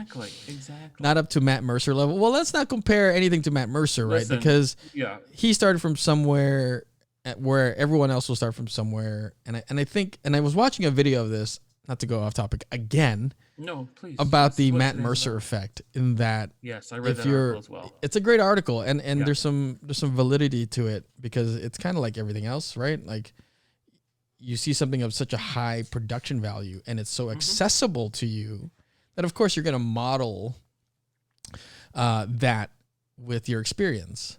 So what I appreciate about our private session, Dan, is that I don't watch a whole lot of Critical Role, but what I have seen, I've enjoyed, and I've been able to, in my mind, separate that experience from the experience of just being present in our campaign and not having any expectations about like, oh, it should be run this way, or that's not how I saw it. You know, because it's like, it's a different experience for everyone.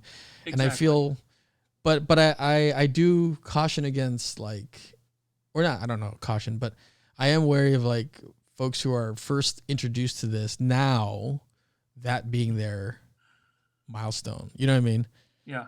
Or they're just like, put in there, all dwarves are Scottish.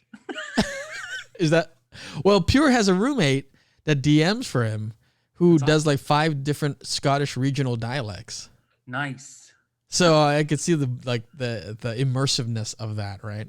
Yeah. You know, there are island dwarves. There are. Just leave it at that. You don't know. We're gonna let you chew on that for a while. You could tunnel your way to a different part of the world. You don't need to take the ocean. You don't. No. Running D&D games has helped keep my sanity this year, as it allowed me to have social interactions. Boosh. Here for that. It's a Here, saving 100% thing. for that, DM Susan. So let's I don't know what it's called, but when I don't know if there's an official word for it, but this is how I rolled for the campaign that I'm in, starting at 1:30 today. Over quests let's deep dive on that. Let's do that. That sounds fun. What? Deep dive. And then on what? episode 2 will go into like character creation and like all that kind of fun stuff. Let's talk about Tossie's player for coming up at 1:30 today. It's coming up. Well, it's my show, I guess I could segue, but right? I do. So the way we started that is that we have 5 DS, right? Mm-hmm. And you roll, and then you just take one out, or so was it are 4? standard die, right? Quote unquote standard die. Everybody, standard die. D6s. Sorry, not D6s 4. as they're called. Sorry, not 5. 4. You roll, and then you take out the lowest, the lowest number. Yeah. Standard die, is that what that's called? Well, I mean, you open a board game from the 50s and you get standard D6s. Okay, cool. But there you go. We're gonna do. I'm slowly integrating the language. Which is funny because I didn't play any board games growing up. Oh. Except for chess, and that required no die rolling. No wonder you're so smart. Strategery. Yeah, so a D6 is considered a standard die. See, there you go. So a little background on me. That's there are some things that like would kind of be common knowledge, but let me be. I never played Risk, unless you're talking about STIs. But cut. Hey, cut that, One please. clap from the crowd. One clap. But like real quick, you know, I want to be kind of this gateway for other people who I think I feel this way. Like I'm too afraid to ask sometimes. You know what I mean? All right, so you roll 4 of the dice. So I know Star Stuff is here with us. Okay. How many times do you roll? You roll 4 of the D6 sided die and record the cumulative total of the highest 3. So you drop the ones that are the lowest. Right, great. So let's see here. Once per stat. So you're going to do it 6 times, but you just focus on writing the number down. So you roll the die. I almost spilled my tea. That would have been terrible. I almost spilled the tea on this. So you roll the die, pick the highest numbers, add them together, and write that number down. All right, I'm doing it right now. What'd you roll? Do you want me to say every roll or like when I get all 6? Not? Okay, so the first time was 13. Okay. The second one was 15. The third one was 11. So I'm also writing this down, chat. Yeah. Here's what I want to propose, chat. if we continue like this, I would love to just have these like not experimental, but this ongoing character that serves the purpose of our program, right? Like, so in this one, that'd be kind of cool. yeah. Oh, that's a nice one. What'd you get? 6, 15. Ooh, Another 15. Yeah, high these roller are high. in the house. These are Somebody high get this freaking man to rolls. Vegas. You know what? It's because I put another buff down on my table, so it's not Nice. rolling off my desk like it normally would be. Nice. 12. Also, for those that are watching, Tossie roll and then count. D&D is great for math skills. God, I suck at math. and listen, you start to get better and better. It's like basically a gamification of flashcards. But it's a lot of fun. And there's wonderful services like Roll20 or D&D Beyond that will auto calculate it for you. What is it? Is that your array of Yeah. numbers? 13, 15, 11, 15, 12, 15. What the?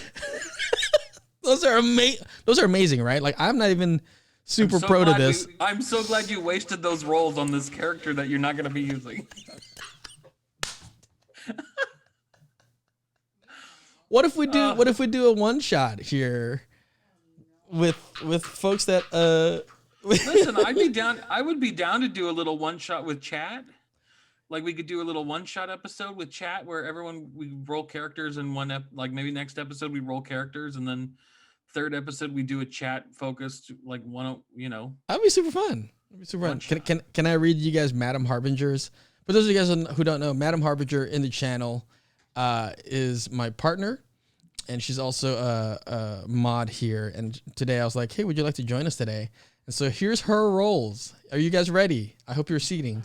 You're sitting. Seating. Go for it.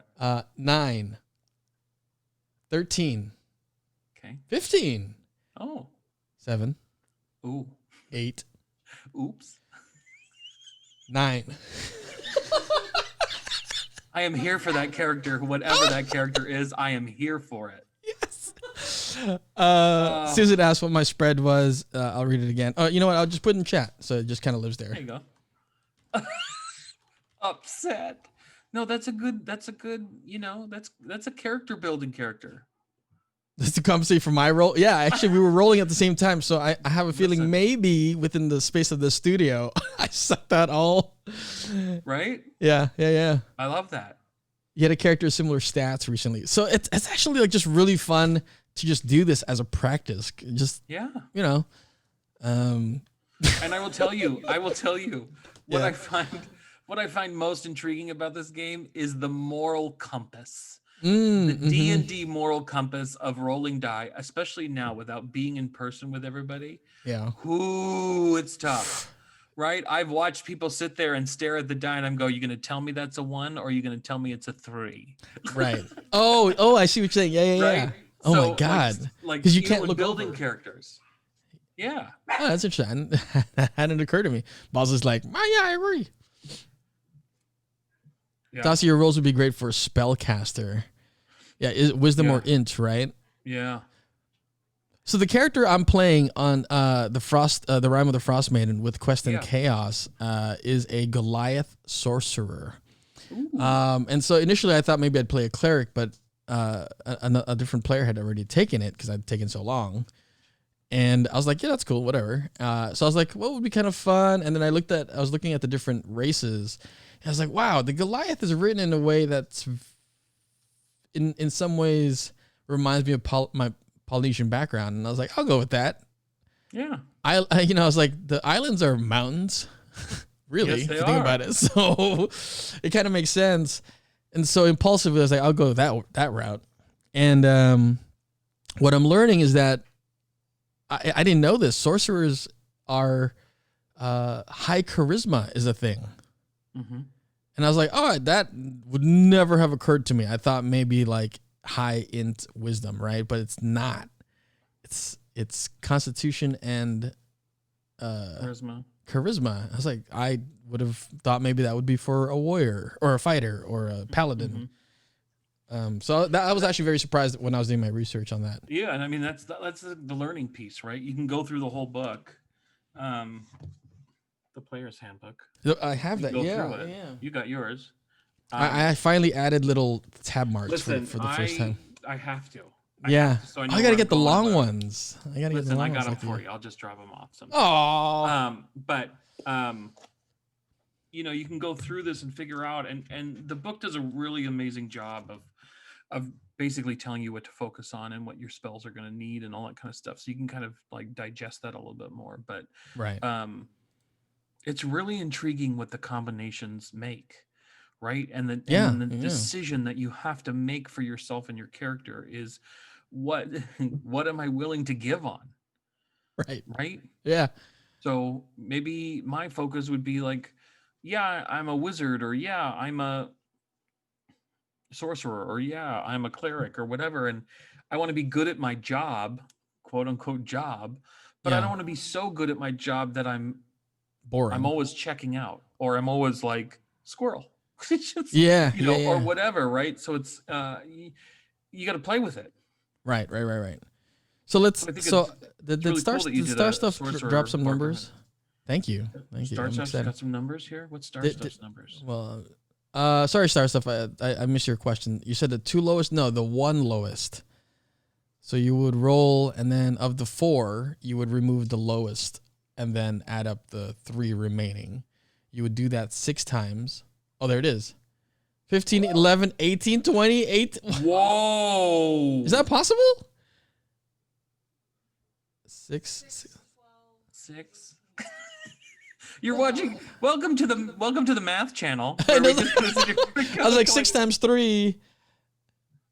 No, it's not possible. It'll be short. So try again. Yeah, roll again. You would just remove 1. You would just remove one of the 4. One of the lowest. So when you roll the.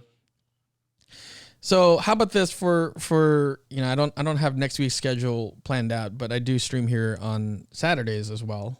For those of you who are new to the channel, I stream 4 times a week: Monday, Tuesday, Friday, Saturday, typically, unless there's a bonus I just happen to be on, or my workload is less any given week. Then I could either be on in the evening as a bonus or Thursdays. When we decide, this has been really fun, Dan. Yeah, man. Thank you. It's been really fun too for me. I'll never shy away from a moment to geek out. That's for sure. Yes, that's what I love. What do you call that? I want to take these stats and put them on something, right? So I think maybe in the week I will play around, because if you use D&D Beyond, not sponsored, # not sponsored. Yet you have a available, I don't know, like 6 character slots, or maybe less, I'm not entirely sure, without having to pay for it. So you can totally make that. In fact, let me go ahead and bring up the interface. Dan, I'm gonna take you off screen here for a second, just to kind of show folks. Happy to fade in the background for this. But we could talk about it, right? Yeah, we're still gonna talk about it. So let's see. Here we are. And Star Stuff, don't worry, I can always hop on a Zoom with you, and we can roll dice together. Yeah. So here you can kind of go to your profile, which is actually kind of fun, because there is an overlay extension here on Twitch that you can use. So here right above me in this corner, if you hover your cursor, you'll actually see the current campaign Dan is DMing, the characters that are in there. I am playing a character named Pluncy. Madam is playing a character named Granola. So if you go here and then you go to characters, you get 6. You get 6 total slots without having to pay. Like, it's all free. So like if I were to create a new character based on the stats, it would kind of just go here, and we'll get more in depth of like the non-technical stuff next time. And actually, I like that they give you 3 different ways to do it, and this nice little show help text, ideal for beginners. Which sign me up. Sign me up. Yeah, I'll go ahead and turn that on so you can see what it looks like.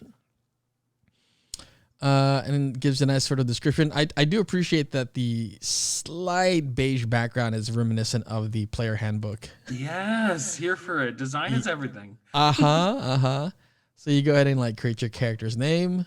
You know what, chat? There is a challenges and rewards thing that you can use. You can use your coconut points here on the channel to actually, where is it? Name generator for 1,000 coconut points. If you redeem it, you can name my character. Ooh. And this goes for any game that I'm playing. So I will fight to pay those coconuts right now because I have them. I'm saving up. I've been saving up because I'd like to do the 150,000 grayscale cream. I'll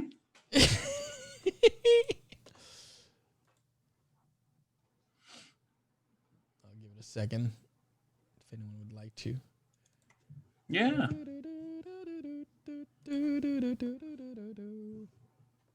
And Susan, I'll take you up on that offer. Miguel Blaze. That's a nice spelling of that too. Oh, YDOIP. We should schedule those so that they happen systematically. Oh, it's you're not accepting friend requests right now, so feel free to come join ours, and then we can continue that. Miguel, okay, with Blaze. Yes, I love that. All right, here we go. Blaze. And then we'll go. So here it is. Character preferences. I like this. Oh, you got beat, Shaq. You got beat, man. Oh, wait, maybe we got to do 2. What was that?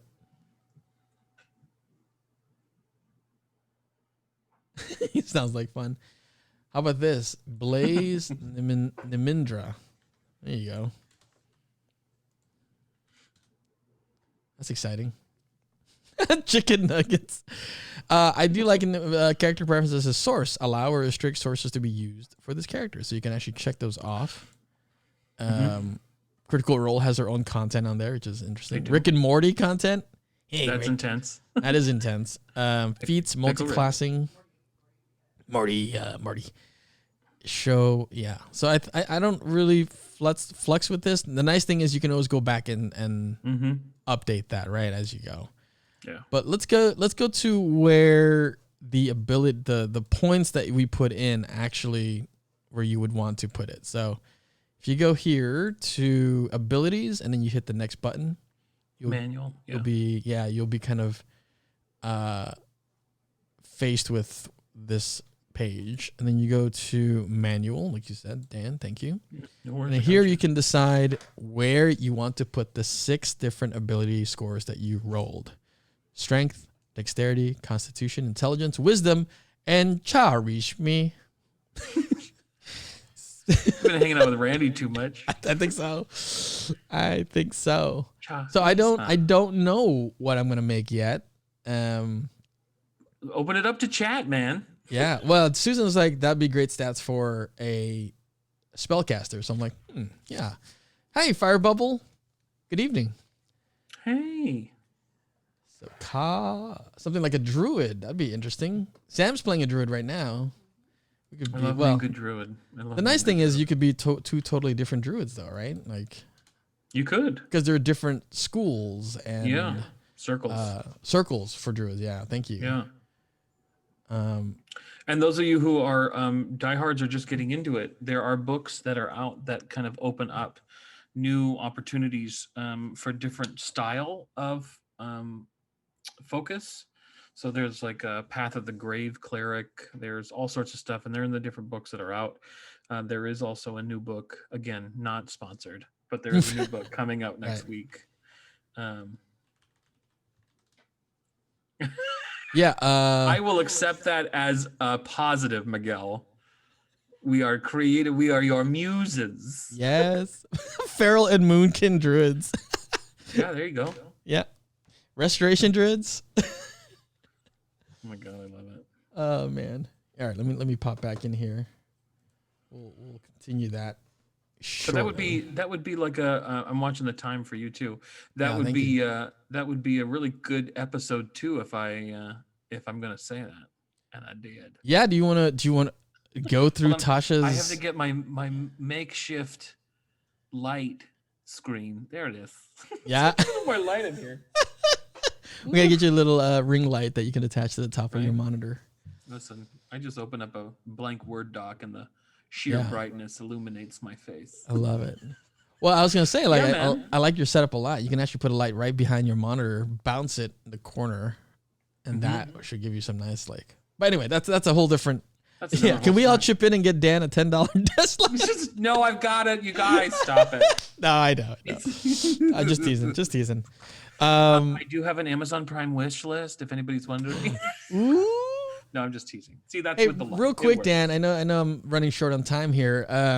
I want to quickly shout out that if anyone here is interested in doing trivia, Dan and the conservatory director Randy host a trivia night every Wednesday, 5:30 to 6:30 and 8:30 to 9:30 on Hillbarn channel, Hillbarn Theater, of which Sure Dan is. We love Hillbarn. What up, Batco? Hey, Badco. Hey. You guys, great show the other night. Oh, so good. Yeah. I was only able to pop in and out, but it was a great show. Batco, I have to send you this episode to watch as a VOD because we were talking about D&D and like storytelling, all that stuff, and we rolled for character stats. Very exciting. Yeah. Yeah, and I think you know what, my friend, if you want to do it, let's do another episode and let's get some character deep dive and. Can we? Yeah, let's go stuff through. going. When does Tasha's come out next week, right? So it'll be. It's the 17th. If you haven't already pre-ordered, you may do so at your local game shop. Hey, Tasha's Cauldron of Everything. Oh, I just realized I can't do the 21st. Oh no, I can do the 21st. We're in town. I thought we were gonna be out of town. Yeah. Listen, this is your ride, buddy. The ticket. I just bought a ticket. Wait, I'm sorry. What? I said this is your hayride. I just bought a ticket. Hey. So chat. I'm gonna wrap up here, so I'm not late to what. Yeah, to we're very otherwise I cognizant get. of that. Can we just give a quick round of applause to our friend Dan here, aka LaughingisDanD? You'll see him in the channel occasionally. If you don't see him, it's probably because he's working real hard. Yeah, we're working. Yeah, But I want to thank you guys. Yeah, I want to thank you guys for your time. And I especially want to thank Dan for his time this morning, spending with some tea, some conversation. I love that, man. Coffee and tea and D&D. Let's do it. It's a show. It's happening. We're gonna. I'm sure it exists out there somewhere, so we got to find like a jingle. We'll make sure that it's available, and then let's just do it, my friend. Let's just. You know, who knows? I mean, we've talked about doing also a live game, so maybe this is the first step of many here. Yeah, just to kind of get the wheel rolling. Yeah, appreciate that. Really nice to meet everybody in chat. Toss, thanks for having me, man. I absolutely, really appreciate it. my friend. Absolutely. I'll see you when I see you. Yeah, and roll high today. I'm going to be watching, so I'll send you my good rolling. Yes, vibes. please. Thank you. Yeah. Can we get a nice warm goodbye to Dan Demers, ladies and gentlemen. Take care, everybody. Woohoo! Roll high while being high. Yes. With the 5 minutes I've got left, or less than that, I just want to say once again how thankful and grateful I am that you guys are out here today. Saturday, you could be doing completely different things, but the fact that you're here hanging out, listening to this conversation, and more importantly, joining in on this conversation, whether it's just by your presence here lurking, or if you're new and you hit that follow button today because you're like, this is actually really interesting and engaging, I really appreciate that. So thank you once again. In just a moment, starting at 1:30, I will also be joining the cast of Quest and Chaos. So come support them. Quest, I can spell Quest, and Chaos. As we dive into episode 2 of our campaign of Rime of the Frost Madan. Oh, cool. If anybody wants, I'm actually offering an incentive. Oh, on your extra for lesson on how to play. That's really cool. Way to roll that in. I myself am a supporter of Extra Life, so we also do Extra Life here, though I will likely get back on that Extra Life charity towards the end of December or start of New Year. You know how it is. Money's tight. But yeah, for the kids. Oh, that's why I didn't get a notification. Yes. So go ahead and drop them a follow. I will be there shortly. Enjoy the break. If I happen to not see you, all good. I will be back Monday for our regular program here. Again, it's Monday, Tuesday, Friday, Saturday here on the channel, 10 to 3. Though I will say I'm kind of like toying around with the idea of maybe shifting that schedule just ever so slightly. So it's more accommodating to maybe more folks, both here and for myself and for everyone involved. I'm gonna go crash Dugan after doing some character. Hey, it was fun. I had a great time today. And once again, catch Dan and Randy over at Hill Barn Theater every Wednesday, 5:30 to 6:30 and 8:30 to 9:30. Y'all have rocked out. Thank you so much for a glorious morning here, starting the weekend strong with some D&D. Susan, nice to meet you, and everyone else. If you're lurking, once again, hit that follow button. You'll be notified the next time I'm online. And I encourage you guys, join us on Discord. We can continue the conversation on D&D there as well. So if you got more roles, or you have anecdotes, or you have like great tips to give new players, or even veteran players who are just wants to read more D&D stuff, come join us on that channel. Anyway, be well, everybody. I'll catch you on Quest and Chaos. You know what? Just for that, I don't know if they're actually on right now, but weird thing about Twitch, they're just throwing their money in weird places. So let's go ahead and utilize their tools, shall we?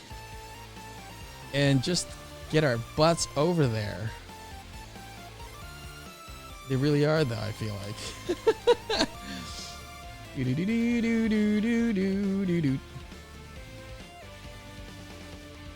Oh, they're hosting me while offline? Well, perfect. You know what? There's someone there. Come bring your booties over. Let's see. Braid. Best. There it is. Go ahead and copy paste that where the hands are. We can test it out here before we go. Calibrated. You guys have been a delight. Thank you, everybody. Yeah, endless loop self-raid. I don't know how that works, but we're gonna go anyway. They last week they did a giveaway for. They're sponsored by Nord Games. So they did some giveaways. So stay tuned. They may have some giveaways this week. I don't know. You don't know. And of course, you can catch episode 1 of our playthrough on their YouTube channel. It's been interesting. All right, love you guys. Catch you in the next stream. I'll see you there if you are hanging out with us.